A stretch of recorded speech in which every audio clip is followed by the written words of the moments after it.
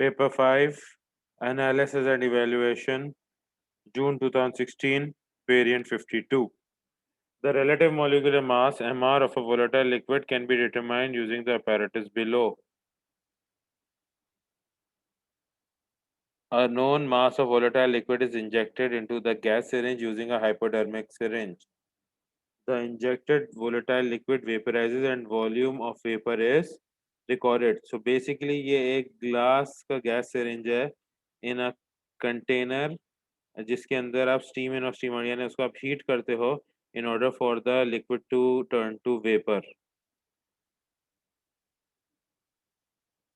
The experiment can be repeated using different samples of the same volatile liquid.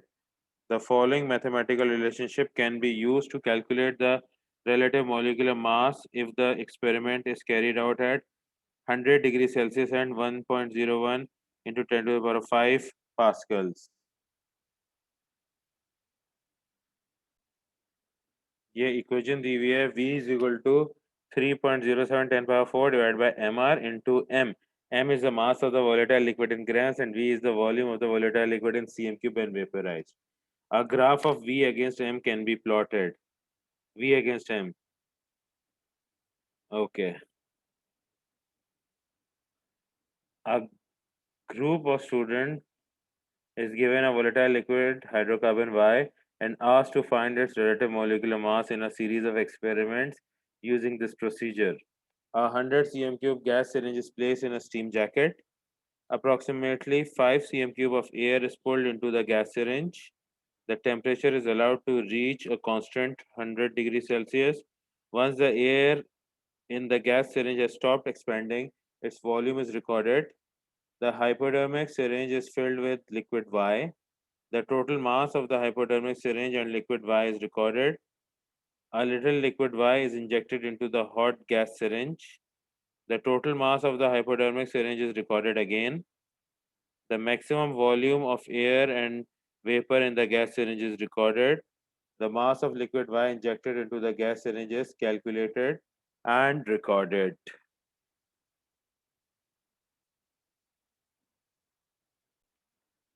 The results from the group of students are given in the table. Process the results in the table to calculate both masses of volatile liquid Y used and the volume of vaporized Y. इस table में इन्होंने mass of liquid Y used और volume of vapour Y निकलवाया आपसे. अब इसको कैसे निकालेंगे? Mass of syringe plus liquid Y before injection, mass of syringe plus liquid Y after injection. इन दोनों को माइनस कर दोगे तो मास ऑफ लिक्विड Y मिल जाएगा. अच्छा, अब volume of air in gas syringe before injection, volume of air plus vapour in gas syringe after injection. तो आफ्टर माइनस बिफोर कर दोगे तो आपको वॉल्यूम ऑफ Y मिल जाएगा. So let's complete this table.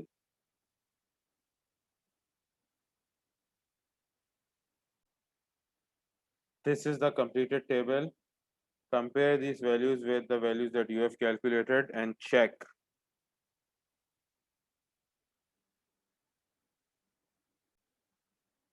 Plot a graph on the grid on the next page to show the relationship between mass of liquid Y and volume of vapor Y. Use a cross to plot each data point. Draw the line of best fit. Okay, ये complete करते हैं, फिर part C करने के लिए आते हैं. ये गिवन ग्राफ है हमारे पास. इसमें volume of vapour y axis पर है और मास ऑफ लिक्विड y जो है x एक्सिस पर है. तो इसका जो ग्राफ बनेगा, ओरिजिन क्योंकि फॉल्स ओरिजिन है तो वहां से शुरू नहीं होगा, जहां से भी पहला पॉइंट प्लॉट होगा उससे यूं ग्राफ बनेगा, एक straight line of best fit बनानी है हमें.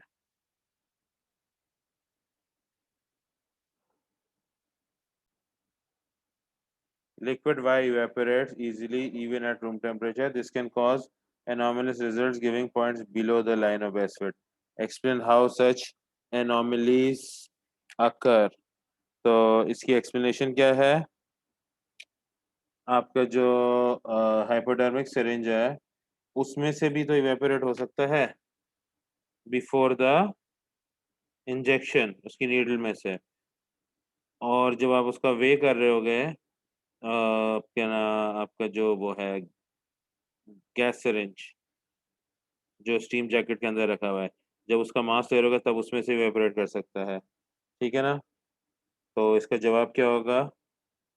Y evaporate from the hypodermic syringe before the injection and during weighing. So Y evaporates from the hypodermic syringe before injection. It can also evaporate during weighing. ये आपका answer हो गया. With reference to the experimental procedure, explain how this source of error could be minimized. इसके लिए आपकी जो syringe है आप उसके नीडल को कैप करके रखो. Cap the tip of the needle to prevent the vapour escaping. ठीक है, एक तरीका ये है.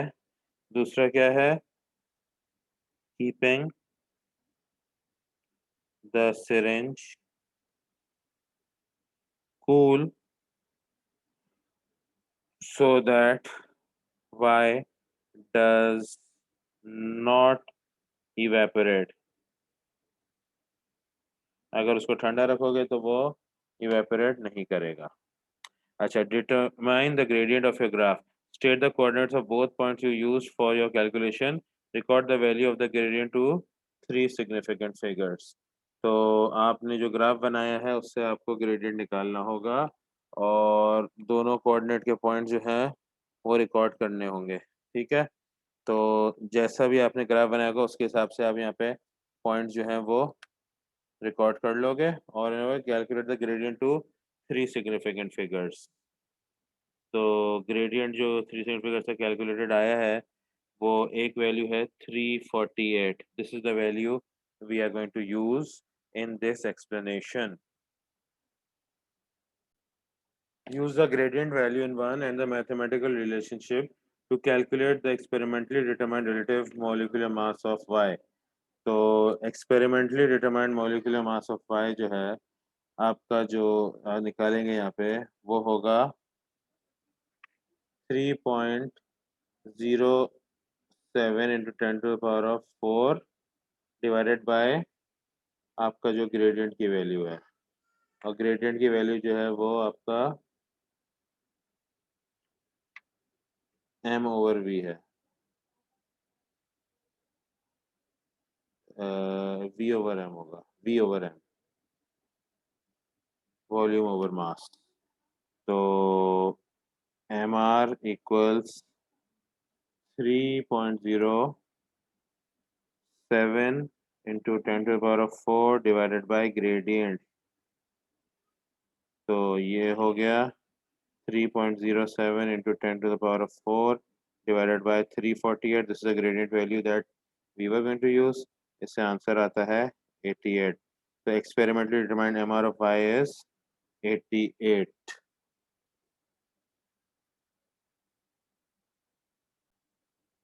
Compound Y is a hydrocarbon that contains 85.7% carbon by mass. Hydrocarbon है तो कार्बन की अगर परसेंटेज 85.7 है तो हाइड्रोजन की परसेंटेज हो जाएगी 14.3. 100 में से 85.7 जब माइनस करेंगे तो ये वाली वैल्यू मिलेगी हमें. तो हमारे पास कार्बन और हाइड्रोजन की परसेंटेजेस आ गई. The diagram shows the mass spectrum of compound Y. Okay, अच्छा, मास स्पेक्ट्रम जो होता है इसमें जो एक्स एक्सिस वैल्यू में जो मैक्सिमम वैल्यू पे जो पीक बनी हुई होती है यानी इस केस में ये वाली पीक, तो ये जो है ये M R of the compound कहलाता है. तो ये जो पीक है जिस वैल्यू में बनी जस्ट बिफोर 85 पे बनी है, तो MR of this compound is 84। तो इस तरीके से आप मास स्पेक्ट्रम यूज करते हो MR निकालने के लिए। तो हमारे पास मास स्पेक्ट्रम से MR है 84। अच्छा, सवाल क्या पूछा गया आगे देखते हैं।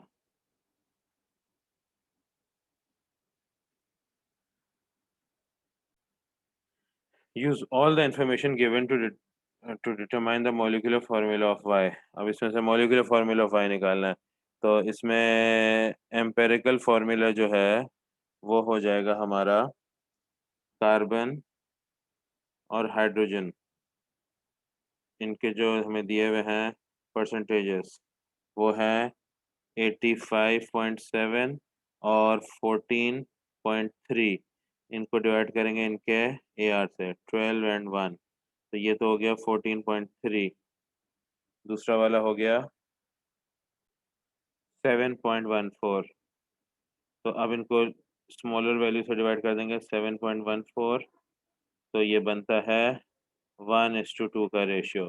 तो एम्पिरिकल फार्मूला हो गया CH2। अच्छा, according to the mass spectrum जो MR ऑफ द कंपाउंड है वो है 84। Mass of CH2 will be 14। तो 84 को डिवाइड बाय 14 अगर हम करें तो that turns out to be 6। तो मॉलिक्यूलर फार्मूला निकालने के लिए CH2 को मल्टीप्लाई बाय 6 कर देंगे, विच गिव्स अस C6H12। तो हमारा मॉलिक्यूलर फार्मूला ऑफ Y इस केस में बन जाता है C6H12। और इस तरीके से आप अपना मॉलिक्यूलर फार्मूला निकालोगे using the percentage of carbon, knowing that it is only a hydrocarbon, and using the mass spectra of the organic compound.